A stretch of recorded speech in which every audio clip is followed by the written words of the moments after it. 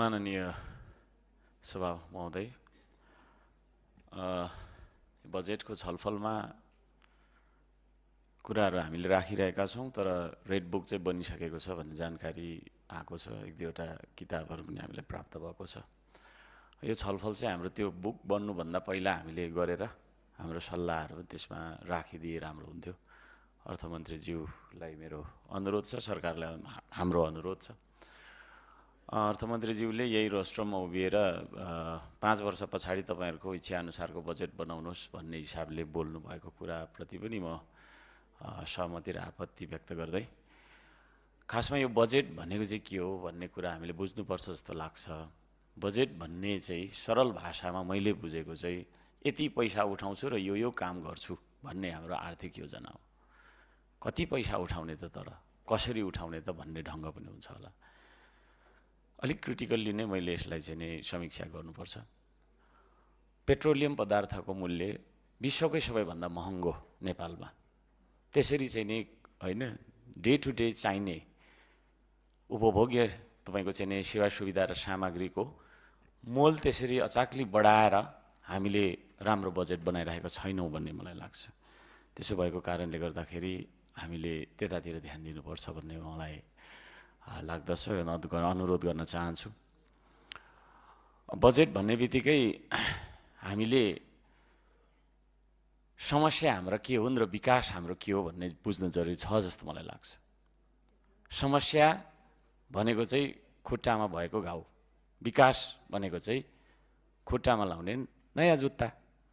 हामीले हाम्रो बजेट समस्या समाधान गर्नतिर केन्द्रित हुनुपर्छ कि नयाँ जुत्ता किन्नतिर, खुट्टाको घाउ उपचार गर्नेतिर हाम्रो बजेट केन्द्रित हुनुपर्छ कि नयाँ जुत्ता किन्नेतिर हाम्रो बजेट केन्द्रित हुनुपर्छ? यो एउटा महत्त्वपूर्ण प्रश्न हामी सबैको अगाडि उभिन्छ जस्तो मलाई लाग्छ। र मलाई चाहिँ लाग्छ हामी समस्यालाई समाधान गर्नतर्फ चाहिँ सुरुमा लाग्नुपर्छ। अब समस्या थुप्रै छन् नेपालमा, समस्या नभएको हुन त देशै कुन छ र, होइन? अरू देशमा पनि समस्या छन्। ती समस्याहरूमा पनि कुन चाहिँ समस्या चाहिँ हाम्रो प्रायोरिटीको समस्या हो, त्यसलाई चाहिँ हामीले समाधान गर्नुपर्ने हो भन्ने बारेमा चाहिँ हाम्रो ध्यान जानुपर्ने हो। जस्तै खानेपानीको समस्या र बाटोको समस्या। खानेपानीको समस्यासँग बाटोको समस्या तुलना गर्दा बाटो त हामी 6 महिनासम्म धुलेमा पनि हिँड्न सक्छौँ, तर खानेपानी चाहिँ एक दिन पनि हामी पानी छैन भने बाँच्न सक्दैनौँ। त्यसले गर्दाखेरि त्यो हिसाबबाट कुन चाहिँ समस्या चाहिँ हाम्रो प्राथमिकताको समस्या हो, प्राथमिकता 1 को समस्यालाई हामीले हल गरेर मात्रै 2 मा जानुपर्छ भन्ने हिसाबबाट चाहिँ हाम्रो बजेट बन्नु पर्थ्यो। हामी यहाँ एआईका कुरा गरिरहेका छौँ। म धरान उपमहानगरपालिकाको मेयर पनि भएर आएको मान्छे। मेरै पालिकामा तपाईँको चाहिँ के अरे वडा नम्बर 20, वडा नम्बर 4 तिर गयो भने टेलिकमको सिग्नल आउँदैन, फोनै लाग्दैन धरानमै। भनिसकेपछि त्यो अवस्था के होला यदि हामी भोजपुर गयौँ, खोटाङ गयौँ, होइन, तेह्रथुम भन्नुको मतलब पहाडी र लेकाली हिमाली इलाकामा हामी गयौँ भनेदेखि अवस्था कस्तो होला? त्यसतर्फ सरकारले चाहिँ प्रायोरिटी गरेर बजेट बनाउनुपर्छ भन्ने म सुझाव दिन चाहन्छु। मैले अघि भनिहालेँ, किताब बनिसकेको छ।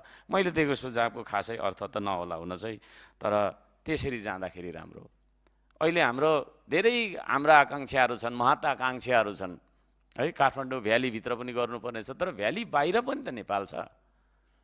यो भ्यालीभित्रै पनि हामी विभिन्न तपाईँको वर्गका मान्छे छौँ, है। कोही 5 तले घरमा बस्छौँ, कोही झुपडीमा बस्दै थियौँ, हिजो अस्ति हामीले नै होला, होइन, डोजर लगेर तपाईँको चाहिँ के अरे भत्काइदियौँ। अब ती मान्छेहरूले व्यवस्थापन गर्नका लागि यो बजेटले सम्बोधन गरेको छ कि छैन? किसानको कुरा कति समेटिएको छ? यी कुराहरू, मजदुरका कुरा कति समेटिएका छन्? यी कुराहरूमा चाहिँ तपाईँको ध्यान दिनुपर्छ भन्ने मलाई लाग्छ। त्यसतर्फ म सरकारलाई, अर्थमन्त्रीज्यूलाई ध्यान आकर्षण गर्न चाहन्छु।